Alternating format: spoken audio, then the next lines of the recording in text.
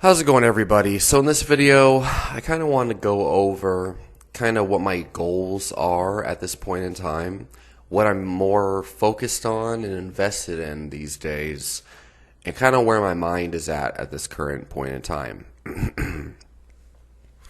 So, one thing about me that I've definitely noticed over the years is that I'm an extremely dynamic human being, and I move through different phases where I'm heavily invested in a couple of things, and then I completely basically evolve into a whole nother person as time goes on. And I learn a lot of lessons and develop sometimes, different characteristics in my personality, and my mind starts to work differently, and essentially almost become a completely different human being, a better version of myself on many different levels. And so at this point in time, I am really, really focused and dialed in on winning gold medals in jiu-jitsu and improving my own strength and conditioning methods, as well as my abilities as an athlete, my athletic abilities. And at the same time, improving the athletes that I work with and improving their faucets of strength and conditioning and how it applies to their sport, and developing my own skills in all of these attributes. Okay, developing my strength. I have certain numbers I want to hit by the end of the year on my deadlift, my squat, my bench press, my overhead press. I have my eyes set on winning a gold medal in jiu-jitsu at IBJJF in July. And I basically want to do a lot of really badass shit that is measurable and tangible in life, okay? And record videos of it. I want to take pictures of it and use all of the knowledge that I gain through improving my own abilities to help my own clients, to help my athletes, and some of the other people I work with in the general population, etc. So, what this looks like is, here's the other thing. For over a decade, I was heavily invested in, well, maybe it wasn't a whole decade, but I was heavily invested in trying to figure out the reality behind nutrition science, behind what causes disease. And I collected textbooks and the greatest books by the leading authors in all different fields, including vegan experts, carnivore experts, you name it, and everything in between. I even have Dr. Oz's books somehow. Don't ask me how I got all these. And believe me when I say the majority of them I did buy on discount at like thrift stores I happened to visit. And beyond that, of course, so I've basically been obsessed with nutrition science for so long. And at this point in time, I feel like I have such a great grasp on it. And I feel like with the grasp I have on nutrition science is so much. Well, and when I say nutrition science, I mean finding out how to get the results, like how to do very measurable, tangible things with nutrition for all goals. That means, like, if I have a client who wants to boost their HDL levels and lower their triglycerides, I know exactly what diet to put them on or what foods to avoid in order to get them there, and how to change their exercise programming in order to induce those results. If I have a client who has an autoimmune condition, well, I know exactly how to go about determining, what factors might be causing flare-ups, using a elimination diet usually. And so, and then let's say we have someone who's just like super low on energy, for example, and they just feel lethargic, they feel, whatever, loss of pains, and they just have trouble getting up in the morning. Well, I know what type of nutritional factors, different herbs and supplements can get them feeling more energetic than they ever have in their life. In fact, I had a subscriber who was bedridden for over 10 years. I did a video replying to one of his messages and talking about his story. He was bedridden for 10 years and just followed some of the basic nutrition advice I recommended. And turns out he probably had a vitamin A deficiency, and adding liver into his diet got him from being in a bedridden state to training again to make a comeback, because he used to be like a professional soccer player or something like that when he was younger. And so that's a pretty incredible transformation. So the point that I'm trying to make is, like, do I really need to be spending any more time like going balls deep into, this super advanced depths of nutrition science and paying attention to all these communities anymore? Because here's how I acquired a lot of my knowledge is basically, over these years, I have read posts and testimonials from communities of all the different types of nutrition. So, and people who are reversing disease using nutrition, okay? So the main camps that you'll find when you're trying to heal disease and trying to find other people who are, you'll find, and this includes Reddit groups, Facebook groups, old forum posts, because no one uses forums anymore outside of Reddit. But there are large forums that were full of like 20 years worth of posts from people dieting and stuff to reverse diseases, using food as medicine, basically. And so I followed the vegan communities, the carnivore communities, the evidence-based people, the if it fits your macros people, the paleo people, primal people, the the eat for heat people, also known nowadays as repeat, but it's like bioenergetic nutrition is the term it was used for a long time. Or eat for heat, really. It was Matt Stone who I think kind of popularized that. So anyway, I followed all of these different groups of different people who were like reversing diseases using nutrition, and started to see different patterns on, well, what actually works for different diseases, and then why do they work, right? And so the anecdotes are really good for seeing patterns, and all these different people, they are removing these certain foods and seem to get a common result. All these people seem to be eating a higher amount of protein, and they're getting a common result, and they're getting a common result that these other people that aren't eating as much protein are not getting. And so putting those patterns together makes me see what seems to work in actual practice. And that's kind of like the big missing piece in nutrition science and health and medicine these days is, and the thing is, medical doctors, they rely heavily on their medical experience as well, on their anecdotes. That a lot of, especially like trial and error is actually one of the major pieces of a medical practice, even though a lot of people don't want to admit that because they call themselves evidence-based. Well, evidence-based is also trial and error and experience. It's clinical practice, right? And so the fact of the matter is, seeing what works in practice, helps you understand what clinical significance really is.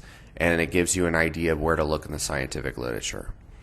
So starting there, and then like these books that come out and they make extravagant claims like, oh, if you go vegan, you'll just like never have a heart attack, which is false.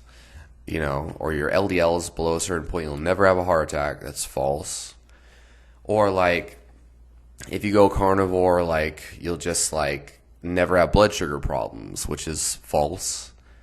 So then basically you take what you see common occurrences in these communities, and then you go through the scientific literature and you read textbooks and you try to figure out the mechanisms, you try to figure out the greater commonalities in some of these studies, depending on which ones we're talking about. And you try to figure out what's actually going on.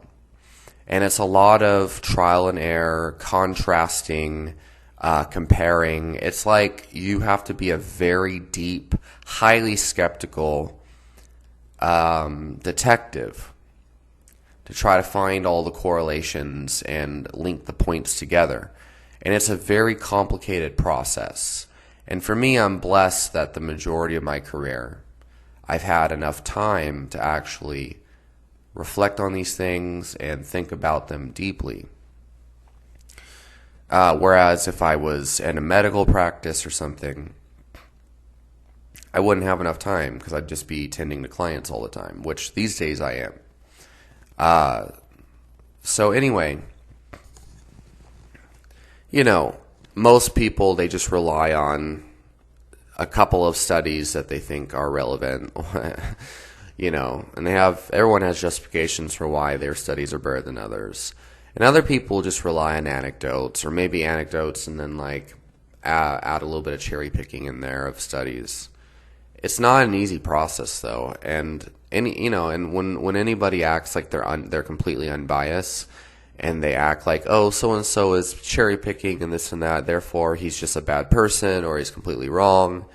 I think that is what's wrong with science, really, is the people who just name call and try to attack other people's personality and stuff like that, I guess. Rather than just kind of trying to discuss their claims civilly. It's fun to go ham. I think a lot of times I like to go ham, especially when I'm doing reaction videos, especially to vegans. So it's not like I'm above any of that, but I'm just saying when we're talking about dissecting scientific claims, it's important because it can get frustrating. Because you got to seek first to understand before trying to be understood. Pretty much everyone's just trying to be understood, and it's very hard to make an effective, relevant rebuttal to a scientific paradigm that you're not yet fond of. And the great thing is that I'm pretty damn fond of pretty much every single nutritional paradigm that I personally criticize, because I've tried every single nutritional paradigm under the sun, and pretty extensively. When I talk about veganism, I was a vegan for over a year. I was raw vegan for a pretty large portion of that. So I'm speaking from experience. And I've done a Mediterranean diet or a grain-based diet or a plant-based diet. And I've seen, how I felt then and my health then. And I've seen how I feel now on an animal-based diet and whatnot. The problem with a lot of these people who try to debunk carnivore or keto is that most of these people, with a couple of exceptions, have not actually tried it, and they're not part of these communities either. So they don't really have a large degree of actual, real experience with it, and usually they neglect to actually read the underlying science within the context of the diet or the intervention in this discussion. Another great example would be tonic herbs, for example. You'll get a lot of these mainstream medical practitioners who just automatically shun them and assume, oh, there's no real evidence that they work, and anything that's supposedly claimed to work would be patented and turned into a medication. When the reality is, there's actually a lot of herbs, for example, something like reishi mushroom or ashwagandha, that has a lot of documented evidence on its benefits and its mechanism of action. A lot of times the evidence is stronger or more abundant or even more clear than a lot of similar pharmaceutical drugs, believe it or not. And so the problem is not necessarily the intervention, like the diet or the supplement or the herb. Oh, it's not effective, or oh, it's harmful. A lot of times the problem is the person trying to criticize it doesn't actually have the experience or the knowledge or the familiarity with the diet or the intervention or the supplement to effectively criticize it within a context that is relevant to the topic at hand. Okay. For example, on ketogenic diets, if you have ever been on a ketogenic diet over the long term, especially as an athlete, you'll know that the first 4 weeks, a lot of times you see a decrement in performance, especially if you're slamming down carbohydrates all your life, and you have you believe that the carbs are necessary, so there's a placebo component, and your body is adapted to carb loading before tournaments and things, and then you suddenly just remove all these carbs that you've been so reliant on for all your life, and you try to be an athlete for 4 weeks with 0 carbs all of a sudden. Well, if you supplement sodium properly and you're eating enough protein, for example, then you can you'll see a decrement in performance for 2 weeks, maybe 4 weeks. But then after 6 weeks, you start to see your performance comes back, and usually you've dropped like 15 pounds, a lot of it water weight, but a lot of it fat. And your performance starts to reach new heights all of a sudden. But the problem is the people who are seeing this topic through the lens of carbs are vital for human health and for performance, they don't have the experience necessary to see ketosis sucks for the first 4 weeks, and it turns into magic almost after that period. And it's reflected in the studies done on long-term keto adaptation in athletes, athletic performance. But these carb people, and I don't say carbs the devil. I mean, I eat carbs these days. I didn't for a while.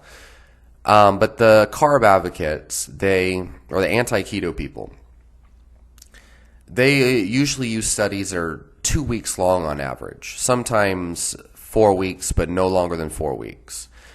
And they're like, look, this 2-week study on athletes showed these people they had extreme negative effects on their athletic performance for the first 2 weeks. That shows you that you need carbs and keto sucks. And it's like, well, maybe if you actually studied ketosis enough, studied the community of people that do it. There's a large population of athletes who are on ketogenic protocols now, whether that's 1 meal a day, fasting, carnivore, traditional keto, or even paleo diets these days can become ketogenic. A lot of these people don't even know what ketogenic actually means or how to define it. They might think, 100 grams of carbs or less, they're low-carb diets, and it's like, no, it's not the same thing at all. There are deep physical metabolic adaptations that take place on ketogenic diets, the same way that there are deep physical metabolic changes that happen on strength training programs or hypertrophy programs. You take a sedentary person and you put them on a strength training program. Their body's going to go crazy the first 2 to 4 weeks. It's going to be sore. You're going to feel kind of exhausted sometimes. But eventually, after you adapt to it, you just see nothing but performance increases. The body becomes a lot more effective at producing energy within the context of that exercise program. The same thing happens if you adapt your body to ketosis, but it takes time. And so, but these carb people don't see it that way. They see it as, you need carbs, therefore, here's the evidence, you're wrong. Keto sucks.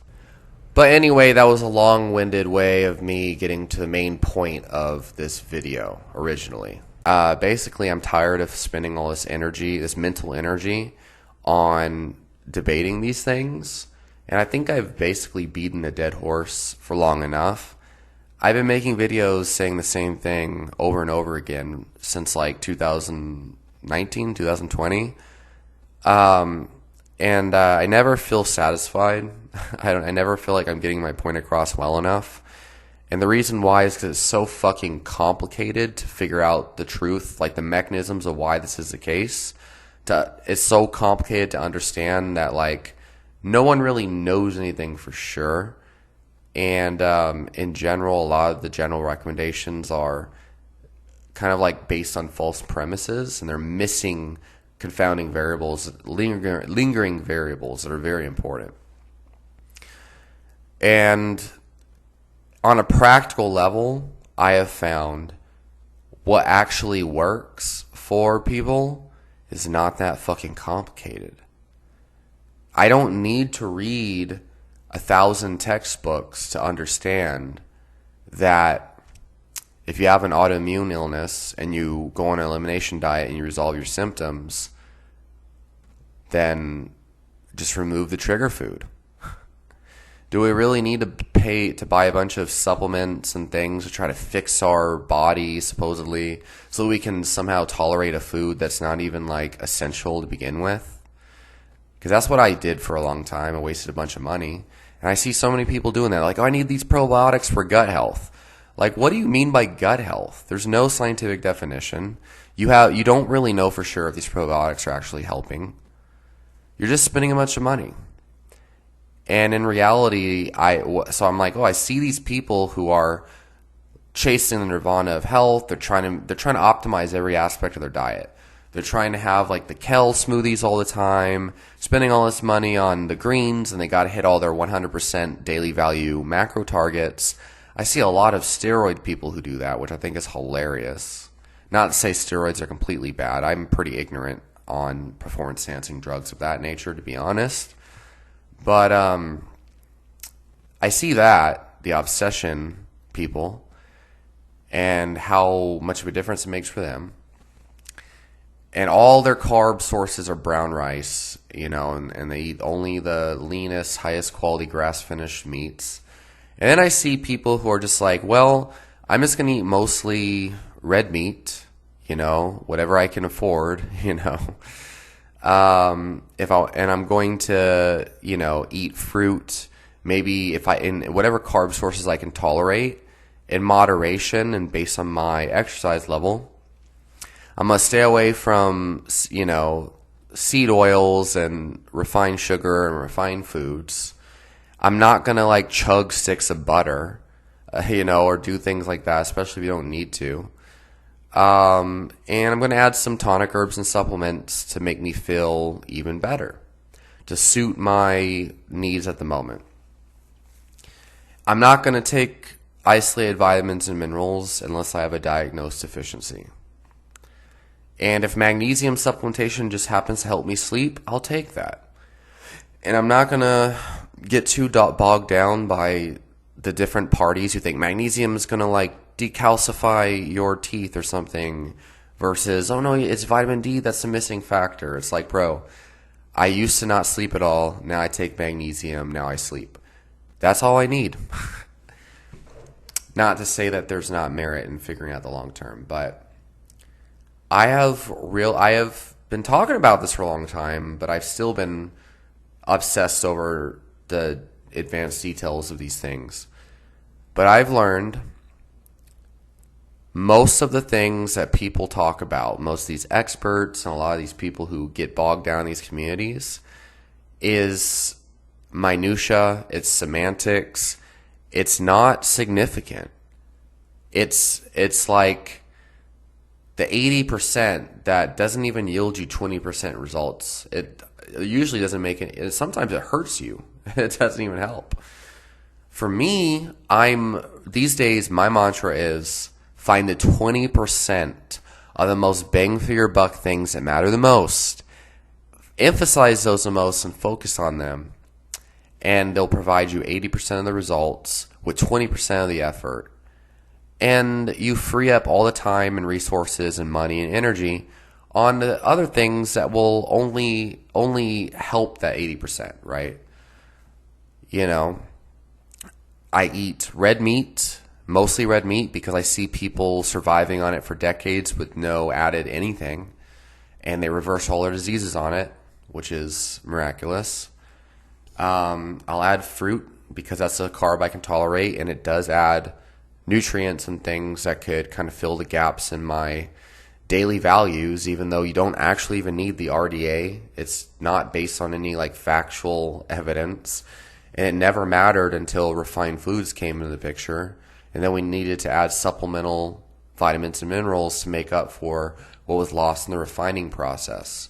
If you just eat mostly meat and fruit, you don't need to get all these other extra things that is only relevant within the context of a refined food American diet. So, yeah. And then I add tonic herbs. I'll drink tea. I'll drink coffee. I might take a caffeine supplement or an L-tyrosine amino acid supplement before hard workouts. And you have these people who will be like, oh, you take isolated caffeine. That's unhealthy. I'd rather do the natural thing and get it from a natural source, from organic, natural green tea. Because, caffeine kills my cortisol and I have adrenal fatigue. Like, it's a lot of mysticism and intuition and delusion and whatnot. Like, intuition's not the right word, but it's cloudy in the clouds thinking that it's not grounded in reality. And I just see over and over again the people who get like kind of hit or miss, like inconsistent results, or they kind of stay stagnant for a long time, or the people who are dragging, and they're like, oh, I can never get healthy. It's because they focus on the 80% of effort that doesn't even yield them 20% of results. They're focusing on minutia. They're anxious over the wrong things. And it's like, well, if you just focus on these 20% of things that I found worked over my decade of experience, you'd be good to go. But it's like, no, I gotta focus on debating whether keto causes adrenal fatigue, or, if I need a B12 supplement if I eat a vegan diet, or what form of B12 is best for absorption on a vegan diet so that I don't die of peripheral neuropathy, or whatever it is. So for me, what I'm trying to get at is what more do I need to discuss? I'll answer people's questions, and if something's on my head, in my mind, I'll talk about it. But it's like the majority of the health and fitness community, the natural healing community, the reason why gurus are so popular these days, from what I can see, is because they're constantly feeding people like these new novel crazy things, like chug berberine, or have you heard of fucking apricot seeds and vitamin B17? The government whatever and all this crap. It's and I've tried all those things, not berberine, but I've tried B17 and everything. It's that's cool, but guess what? I just eat meat and fruit and take tonic herbs, and I just train hard, or intelligently and hard. And I focus on what makes me feel good in life, like my passions and my friends. And I've got, I feel like I've reached I call it the God energy, but I've reached the nirvana of health. But no, we gotta debate keto and all these things and explain why, debunk keto. We gotta debunk if it fits your macros, or whatever. All these people who are getting shredded and, maybe they have the sex life they want, they have the relationships they want, they have the health that they want. But no, they're wrong because blah, blah, blah. They're going to die one day because the diet that they're eating is not good. My diet's the best. And here's why, here's some science. It doesn't matter what, and I do understand there's certain dietary patterns. I feel like raw veganism, and breatharianism, and if you're diabetic and you're on a Ray Peat diet, chugging orange juice and thinking Mexican Coca-Cola is a superfood, they have their reasons and their mechanistic jargon, but I think that those things need to be kind of addressed, and I think people might see carnivore or keto that same way, so I can understand that. But I'm not as interested anymore as in that kind of thing. I'm interested in bringing fun content and things that make me feel good. I don't want to try really hard to enlighten the people and explain why you don't need 100% of your daily value of vitamins and minerals anymore. Or is polyphenol, or do you need a pound of broccoli to survive? Is Rhonda Patrick onto something with her broccoli sprouts? Or Mike Dulce, fruit! You need fruit! Fucking Mike Dulce. I might make reaction videos, if I can find a decent reaction. If you guys know like a good video recording software where I can record the mic and the video camera, my webcam and the screen at the same time, let me know. Something that's cheap or whatever that I could just buy, because that's the only reason why I haven't done that. But yeah, I'm more focused on like making people superhuman and stuff. And that's really what I want to do.